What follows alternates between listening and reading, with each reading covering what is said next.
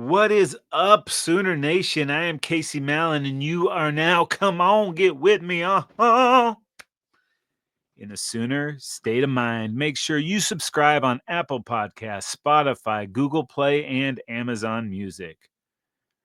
The biggest betting weekend of the year is finally here, which means more updated odds and props for Super Sunday. BetOnline is the world's most trusted betting platform and your number one source for online betting. We have hundreds of prop bets, MVP odds, and exclusive in-game live betting. BetOnline is your ultimate game day companion. Whether you're a seasoned fan or a first-time bettor, BetOnline offers you everything and more to enhance your game day experience. Visit the website today and make the game day action count a little bit more. BetOnline, the game starts here. Sooner state of mind, family. What is good? New beverage, open water, more ocean, less plastic. It's a tasty, tasty water, open water. If you're listening, we're listening, okay? Busted down on Bourbon Street, set up like a bowling pin, knocked down. It gets to wearing thin. They just won't let you be. Got a little Super Bowl action coming up this weekend. We're going to get to that in just a little bit and go through BetOnline. They have so many props. You're not going to believe it. We're going to tell you about some of the more traditional ones as well as some that are kind of out there, and we will go over all of that. But as for college football, we are finally done with the 2024 college football season. The East-West Shrine Bowl and the Reese's Senior Bowl both came and went. And, of course, I watched both games at a distance, per se. I'm not sure that I saw Ethan Downs or Elzinga even take the field in the Shrine Bowl. But the Senior Bowl was a really, really good game. It came down to the wire on the final play. Memphis quarterback Seth Hennigan hit TCU wide receiver Jack Beck for the game-winning touchdown, giving the American team the 22-19 victory. It was dramatic. Beck, he was named the MVP of the game. His brother, Tiger, was tragically killed in New Orleans. The terror attack right before the Sugar Bowl about a month ago. So all the players had a little emblem on their helmet for Beck's brother there, the former Princeton Tiger. And so it was very emotional for Beck. It was cool to see. It was cool to get some action at the end of that game. And for him to win it probably brought a little joy to that family. It's been a tough month, obviously. So back to a little Sooner news. Billy Bowman did play in the Senior Bowl, limited reps as everybody does because they rotate them through, and was around the action in there. But leading up to the game, Bowman had a great week of practice, really getting on the radar of several people. If you didn't already know Billy Bowman, which everybody here does, but his name was popping up all over, trending a lot during the week. So that's good news for him. I'm not sure if it did enough to get him to jump up into the first round, but even if he didn't, even if he doesn't go first round, whoever drafts this guy will be getting an outstanding and dynamic playmaker that's got a nose for the ball like we've never seen. This guy gets in on the action, pick six, great opportunities, very physical player, good tackler, knows the game, student of the game. So I think the future is definitely bright for Billy Bowman. Obviously, Stutz didn't play in the game either. I don't even think he attended any of the events, but nonetheless, it's just good to get the invites there. And I don't think the official date of OU's Pro Day has been announced yet, but could totally expect to see Bowman and probably Stutz and several other Sooners there to put those talents on display for all the NFL scouts and evaluators. And that'll be coming up pretty quick. Got the combine coming at the end of February. Then we'll move into the pro days. And of course, the draft is in April, coming to you from Green Bay, Wisconsin, home of the Packers there. So it's one of the things the NFL got right is moving this draft around. It was in New York for so many years. They had a scheduling snafu with Radio City Music Hall, and they wouldn't move it for the draft. And the NFL was like, you know what? What if we take this thing on the road? Best thing that's ever happened to it. It is very cool. And, we are completely stoked about that here on Sooner State of Mind. So got a little time before that, but hopefully the Sooners will be well represented once the draft gets here. So that's it. And I guess you probably thought that was the only news regarding the Sooners this week. If that's what you thought, you would be wrong, my friend. Brent Venables finally hired his defensive coordinator, and it is none other than, drumroll, Brent Venables. JK, people, come on. Venables did lock down the final pieces to the 2025 Sooner coaching staff. BV announced the addition of 2 defensive staff members. Nate Dreiling has been hired as the inside linebackers coach, and Goodwin was named assistant linebackers / outside linebacker coach.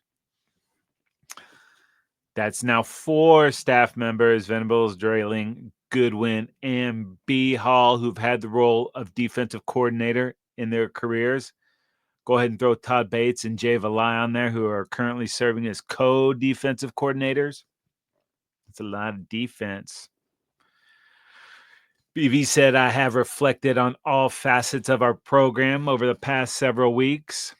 Since I was hired as head coach, we have carefully assembled the defensive personnel and scheme that is suited to compete at the highest level. And we've built a deep and talented roster ready for the moment. I have high expectations for our program and will do everything in my power to achieve our goals for our players. To that end, I will take over defensive play calling responsibilities for the 2025 season. End quote. Not me, that's BV. BV is going to be back to calling the plays. We'll see what that does, taking away his time and attention to everything on game day. But if this Arbuckle hire is right, he can trust him. He will be on the field, so that'll be good. And BV will run this defense. And maybe as the season progresses, he can dish a little of that responsibility. But hey, I'm stoked with this. I'm down. Why did we bring BV back? Because of that defensive prowess. And he's been highly successful wherever he's been. I trust in his ability to get the job done, to do both, to be that DC, to call the plays. He will be dialed in. So maybe that takes away a little bit of attention from the offensive side, but we got to let Arbuckle cook. So we'll find out what happens with that. But Nate Dreiling comes to Oklahoma from Arkansas State, had a short stint there as defensive coordinator. Coming over from Utah State, where he was the defensive coordinator and interim head coach. 10 years of coaching experience. This is a young dude, too. 5 is DC at Utah State, and he was at New Mexico State and Pittsburgh State. He's had pretty good defenses. Utah State, top 50 in sacks and interceptions. That's good. And he had 8 players, all Mountain West. And prior to Utah State, 2 seasons as the DC at New Mexico State. And 17-11 there, consecutive bowl games, appearance in the 2023 Conference USA Championship. That New Mexico State defense, 44th nationally in scoring defense, just over 22 points a game, 48th in rush defense, just under 144 yards a game. But what I like here, 5th in red zone defense, almost 73%. Let these chumps move the ball, but when it gets down to pay dirt, we snuff them out. You might remember that a couple years ago at the Cotton Bowl. Texas with the first and goal inside the 5. No dice, baby. Shut those dumb horns out. Send them out there crying. While Nate was at New Mexico State, the Aggies improved from 127 to 29th nationally in total defense. That's pretty good. I'm digging that. He was a defensive analyst on Mario Cristobal's staff in Oregon in 2020. That year, the Ducks won the Pac-12 title. So he's been around some good coaches. He's a defensive player. He's done a lot of good stuff too. Pittsburgh State Gorillas. How cool is that name? I love that. They ranked 25th nationally with 25 takeaways, 12 fumble recoveries. In his 2 seasons as the DC there, Gorillas ranked in the top 2 in 11 statistical categories with 17 players earning all conference honors. This guy was a 4-time All-American for those Gorillas and an NCAA D2 national champion. And he was the National Defensive Player of the Year. This guy knows defense. I didn't know much about him before he gets here, but I trust that BV has done the legwork. Maybe after the news about Knowles, people might be a little bit down on this, but this is a young dude coming up in the ranks. We got to give him a chance. I trust that they've been doing the research and found a capable guy. We will find out, but I'm not worried about this defense. Also because BV's bringing in Wes Goodwin, who was a former defensive analyst under BV and was Clemson's DC and linebackers coach the last 3 seasons. 2 stints at Clemson, 21 after Venables left to come to the Sooners. He was a GA for a couple years there. Spent a little time with the Arizona Cardinals. But last year, Goodwin helped the Clemson ACC championship, an appearance in the playoffs. They were 10th nationally in takeaways, 14th in interceptions, 19th in fumbles, 24th in TFLs, 37th in sacks, and 42nd in scoring at 23 points a game. In 2023, that Clemson defense was ranked 8th nationally. And those Tigers were tied for the national lead in takeaways, 28 defensive touchdowns, 5, baby, and 4 pick sixes. In his first full season as DC and Clemson, they ranked top 25 in scoring defense, rushing defense, yards allowed per carry, sacks, and TFLs. So this is another guy that BV has a ton of familiarity with. It's kind of on the outs there in Clemson, but that's okay. We'll take him. Like we said, all those DCs with former defensive coordinator responsibility and role. It's a lot of brain power on that defensive side of the ball.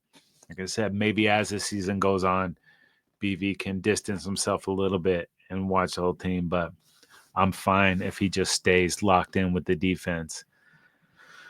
This is a big year for Venables. It's a big year for the Sooners. Obviously, last year didn't go the way we wanted it to. Really struggled on offense. That's no secret. Brought in Arbuckle to run that offense. Made him a very highly paid offensive coordinator. Brought in the transfer quarterback, Mateer, that knows the system.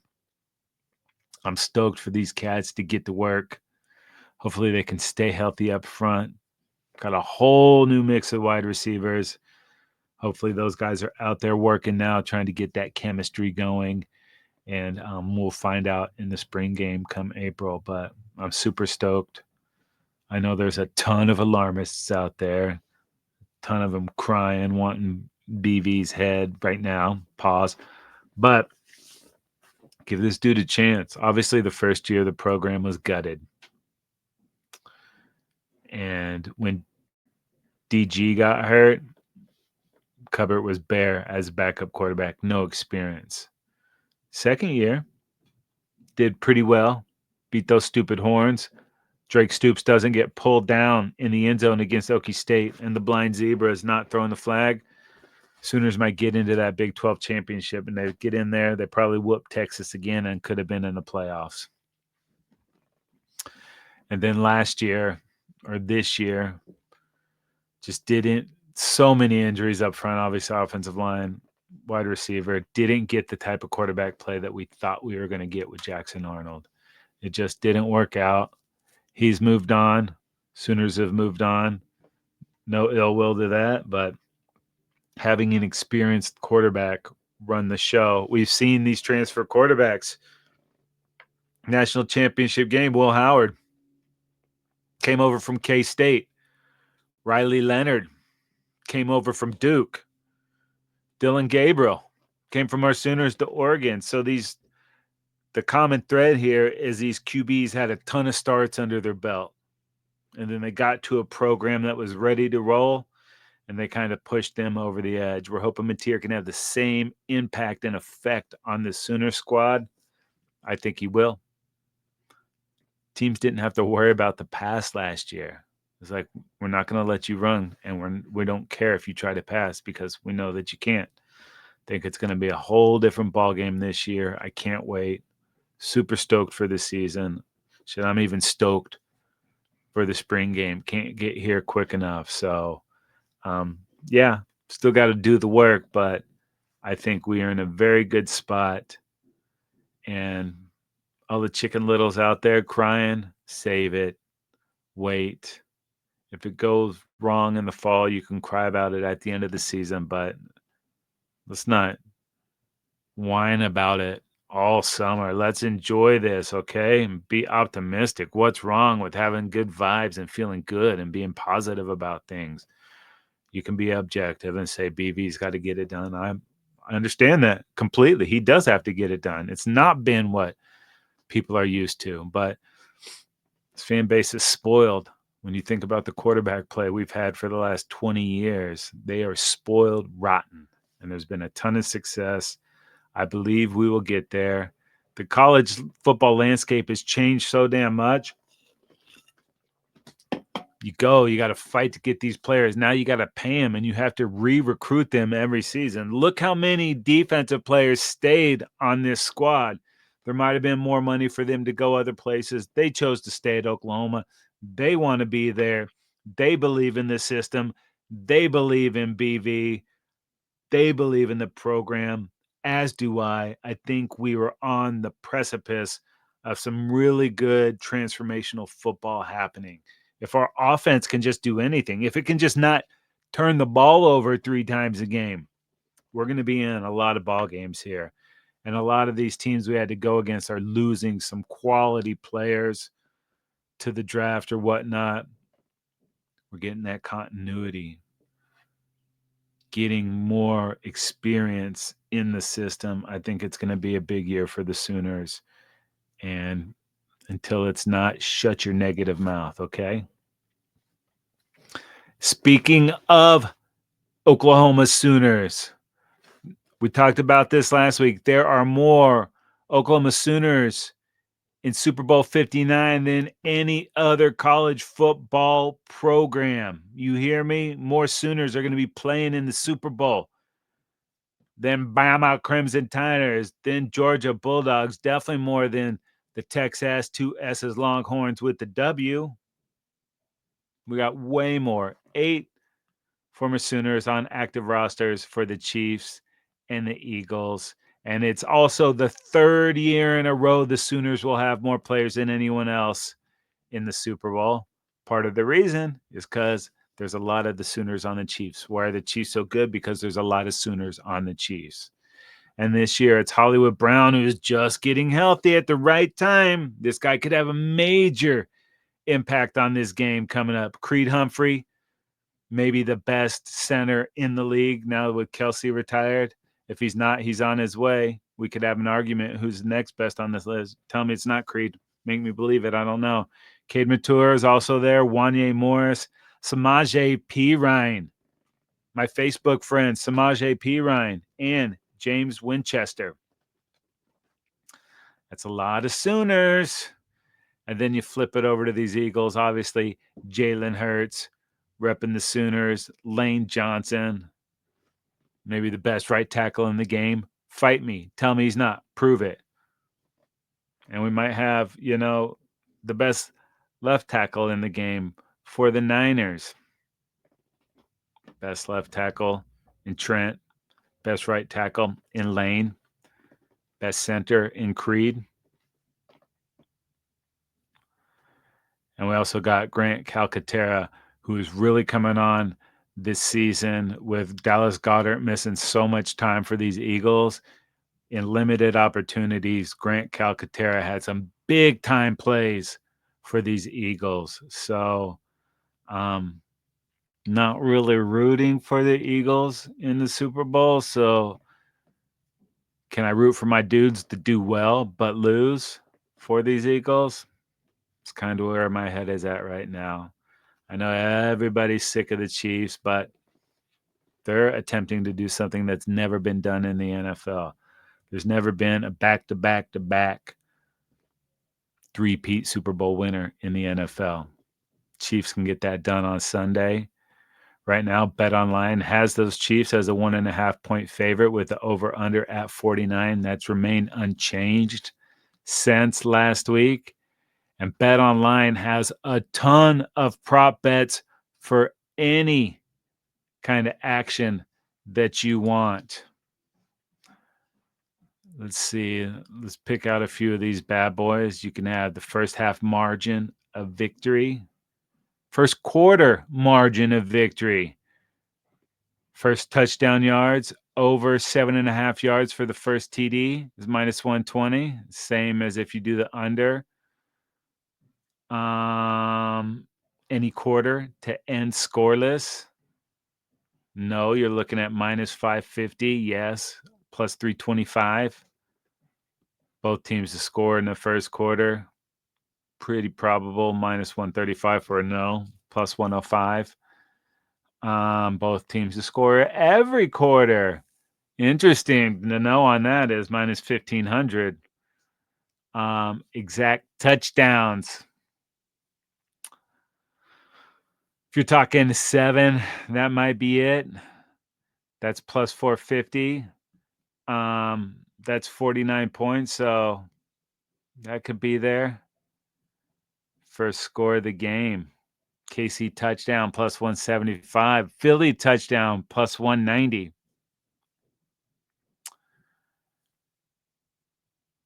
The first score of the game is a safety. That's plus 7,000 for either team. Remember a few years ago, the Seahawks versus the Broncos? I believe that first play was the first score was a safety. I'm almost positive it was. We'll have the research team do a look at that, but I'm going to go ahead and say that was. You can bet first team with the charge timeout, first team with the challenge, over under on third down and fourth down conversions. It's crazy. There is so much here. Margin of victory, gross punt yard. The Eagles to score every quarter. Shortest field goal made. First team to commit an accepted penalty. I mean, it just goes on and on. It's pretty cool here. And then you think that was pretty broad. You can get into some of the player props. Who's got the first reception for the Chiefs? Kelsey with the lowest odds at 2 plus 240. Ooh. Juju Smith-Schuster plus 900. You bet a hundo, you get 900. Kareem Hunt's plus 1,000. Hollywood, our guy Hollywood, 500 plus 500. For the Eagles, the lowest odds are A.J. Brown. The highest are Kenneth Gainwell plus 2,000. You can bet some fantasy points. A.J. Brown, total targets, 7.5. Some pretty good ones here. Dallas Goedert. Go dirt. Like the under 6.5, huh? Okay. DeAndre Hopkins, PPR. These get there. A missed PAT, either team. plus 250. So get to BetOnline and check some of these bad boys out. It's kind of fun. Like I said, you can bet on anything. And if you want to get to some fringe betting, there's a bunch here. Primary color of Tom Brady's tie. Now, if you can get that in before there's any public knowledge, throw down a hundo on pink. That'll net you 1,200 buckaroos. Who will Jason Kelce be sitting next to? Will Jason Kelce be wearing beads? Will they show a clip of the Jalen Hurts fumble from Super Bowl 57? $100 will get you 6 on that. Head coach to be shown first. Sirianni's or Andy Reid is leading those odds. How many Super Bowl 57 highlights? How many times will happy birthday be said? It's Saquon Barkley's birthday on there. Both the over and under is 1.5, and it's minus 120. How many times will Mama Kelce be shown? How many times will rematch be said? How many times will three-peat be said?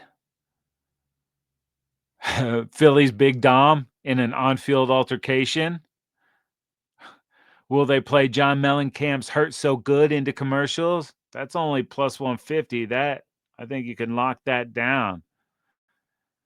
Let's see what else we got. So Tom Brady's highlights during the broadcast. Brandon Graham Super Bowl strip of Brady. That's probably pretty much a lock. Yeah, there's lots of good stuff here. Oh, wait. I know what we haven't talked about. Taylor Swift. BetOnline has 30 different Taylor Swift props that you can bet on. Well, they showed Taylor during the national anthem, plus 350. How long after kickoff until Taylor Swift is shown? It's minus 120 either way on 7.5 minutes. Taylor on stage with Kendrick Lamar. I do not think that's going to happen. Taylor shown after the Chiefs' first touchdown, plus 600 for a no. Here's a lock. Swift to be shown after Kelce's first reception. 30 of these bad boys. Will Kelce propose to Taylor Swift and retire as plus 2,500? If the Chiefs win, that could happen. You got some extra money floating around. Why not, right? It's the Super Bowl. It happens once a year. Pretty fun stuff here.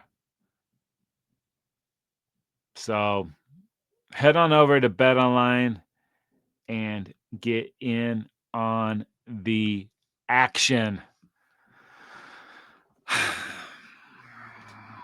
Well, the college season may be over, but we still have a ton to talk about next week. Don't forget National Signing Day is right around the corner, and we will let you know how it goes for our Sooners. And, of course, we will recap all the action from the Super Bowl, as well as let you know how our Sooners did in the big game. Also, while you get ready for the Super Bowl, head on over to Believe.com. That's BLEAV.com. Go to shows, type in Sooner State of Mind, and you are locked. We have a ton of great content. Every team, every topic, everywhere. Believe.com. If you want to watch Sooner State of Mind, head on over to YouTube and search the Football Dudes. We are there. Speaking of football dudes, we have our Super Bowl preview coming up, and you do not want to miss that. So go ahead and like and subscribe to the Trend Zone podcast while you're over there getting all your Sooner State of love, Sooner State of Mind love into your life. Speaking of, Sooner State of Mind is brought to you by BetOnline. My name is Casey Mallon, and I am in a Sooner. State of mind.